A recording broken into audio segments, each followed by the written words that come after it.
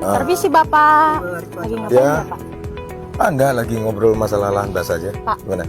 Boleh nggak Pak? Saya tahu ini kan awalnya lahan basah Pak.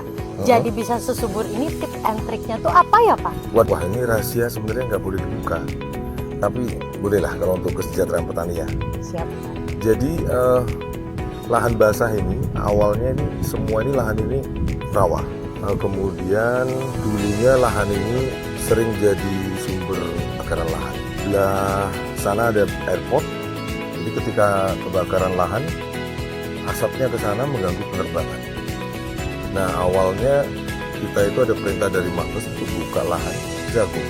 Sementara topografi Kalsel itu 71% lahannya itu adalah lahan basah. Kita melihat areal sekitar dan dapatlah kita perkirakan di sini masih mungkin untuk dikelola. Kita buka pada saat itu. Ini jalan yang sedang kita berdiri ini kita buka pada saat itu lahan. Tentunya susah memang. Namun kalau kita gigih, ulet dan pantang menyerah pasti bisa.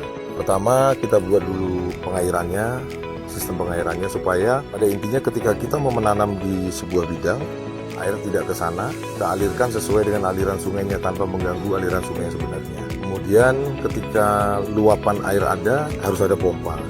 Nah kita juga siapkan pompa di beberapa titik. Di sebelah sana, ujung sana ada pompa, di sana juga ada pompa. Jadi untuk mengatur debit air itu sehingga air tidak ke arah bidang yang ada jagungnya. Terus banyak lagi sih cara lain. Pak, jadi seperti itu ya Pak. Pak, kalau boleh tahu nih Pak, hasil jagung-jagung ini dijual kemana ya Pak? Sekarang ini untuk pasar jagung itu jangan khawatir. Masyarakat Kalimantan Selatan ini benernya kalau kami sarankan pindah saja ke komoditi jagung.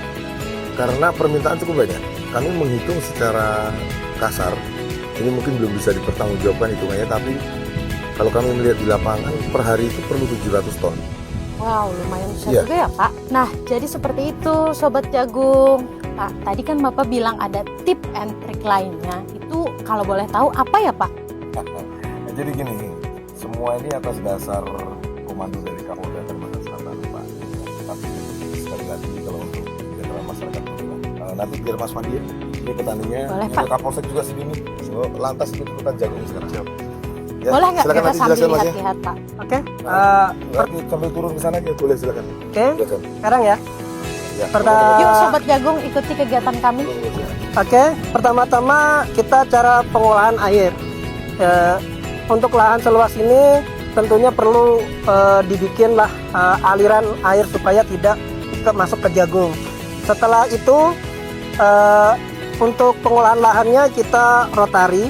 Setelah kita rotari kita gulut menggunakan baluran.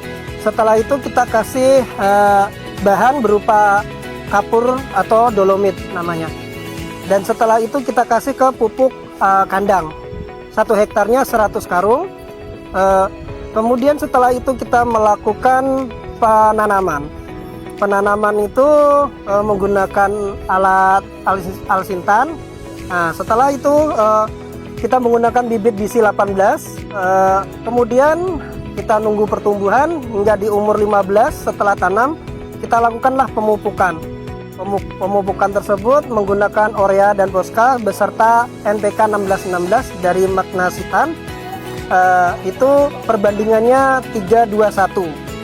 Nah setelah itu di umur 30 setelah tanam HST kita menggunakan lagi sama dengan produk tersebut, Orea Posca dengan NPK tadi kita campur, kemudian kita bikin pakai Kalaris. Ini di Kalaris untuk pengendalian hama beserta penyuburan jagung tersebut. Nah jadi seperti itu guys, trik lainnya. Kira-kira semuanya pada mau bertanam jagung nggak? Yuk tanam jagung.